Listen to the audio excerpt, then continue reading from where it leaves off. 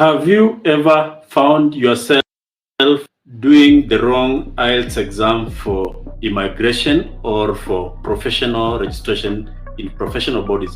Or else, have you ever found yourself at crossroads in deciding which Ielts exam you need to take? This is the video you need to watch up to the end so that you don't do this mistake again, because many people have done the wrong Ielts exam thinking that it's the correct exam, and only to end up with an Ielts certificate which is not helpful or is not important. And the amount of money which is required for you to do the Ielts is a small amount of money, because where I come from in Kenya, the amount is almost 30,000 Kenya shillings, not a small amount of money. So that is the reason as to why you should select the right type of Ielts exam to do before you waste your money and time while doing the exam. Basically, the two exams are more or less the same, but you'll find that there is a small difference in the two exams in terms of the aspects. So that is why I say that I'll do a video to demystify what people of the two main types of the Ielts exam which are required for immigration, because I realize that people are doing these mistakes here and there without knowing that these are two different things. So to start with, an Ielts exam is one is required for you to immigrate to these other countries, Western countries which are English speaking, and it might also be required for you to pursue higher education, undergraduate, postgraduate education. You'll need to demonstrate that you have proficiency in by way of doing the exam. So that is why you need to prepare and take this exam to be assured that the body which is regulating the profession in that country, you will not tell you to use other ways to prove that you are proficient in English. Otherwise, there are some professional bodies which once you show them maybe your undergraduate degree, they'll accept it as proof of that you are an English speaker, or else you are proficient in the English language. Otherwise, let's and talk about the two main types of Ielts exam. And I'll start with the general Ielts exam. General Ielts exam is done by people who want to use it, I mean, for immigration purposes. I mean, you should only take exam when you want to go to the embassy and show them that you're proficient. And this is when the embassy has a requirement for English proficiency for you to be able to immigrate using that specific pathway. Let me give you an example. Let's say you are a person who wants to immigrate to Canada, and you come from a country which is not a majority English-speaking country like East Africa, where we usually speak Swahili, but our schooling is in English. But there is a requirement if you want to apply for the express, for you to be able to get points for English language proficiency. So that is why you need to go and do the Ielts general exam. Underline this one. You need to go and do the Ielts general. Do not do the Ielts academic, otherwise it will not be useful in your journey. So because these exams, they have to the listening, speaking, writing, and there are four aspects: speaking, listening, writing, and reading. So you need to perform well and get the highest band score for that kind of the immigration pathway you want to use to immigrate, for example, to Canada or the US. The other kind of exam which you need to know is the Ielts academic.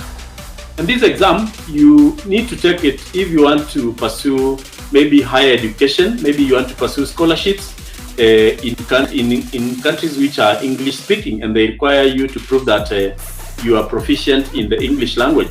That is when you'll need to go and take the Ielts academic.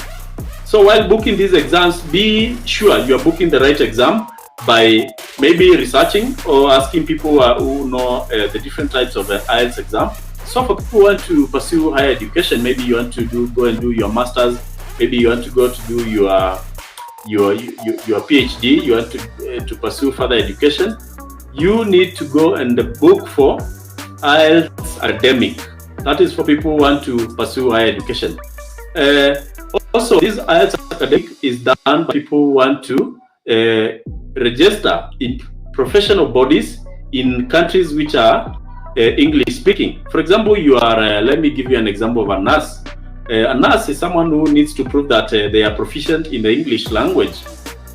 So they'll need you to do the IELTS academic, so that the professional body, for example, the CGFNS, can know that you are proficient in English, or the nursing board in the state which you want to get your initial registration. You need to do your IELTS academic to be able to prove that you are proficient in that exam. And it varies from countries to countries. The band score you need to score, and different scores for each and every aspect of the exam itself. For example, it might require that you get reading 7 in 3 aspects, and maybe 8 in one aspect of the exam. I mean, so while booking for this exam, be sure which kind of exam you want to book for, or else you'll just waste your money and be stuck with a certificate which is not helpful. I know there was a push some time back to have these IELTS exam, English proficiency exams removed from as requirements for people to immigrate to this country.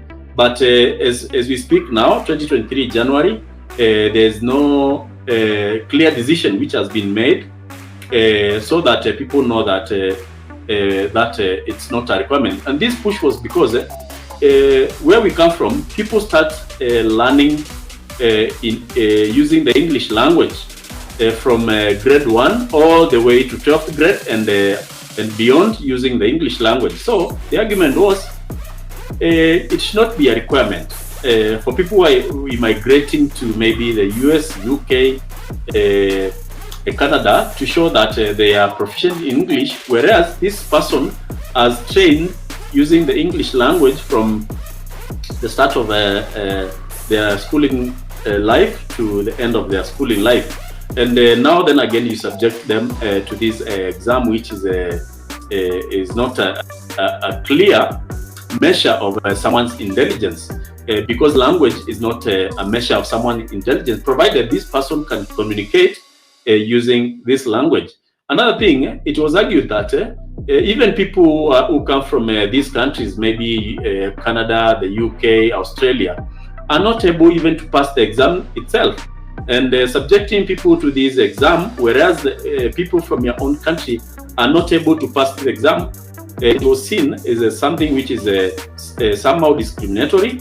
But because that is the way things are, as it now 2023 January, it's prudent for you to prepare for this exam and do it.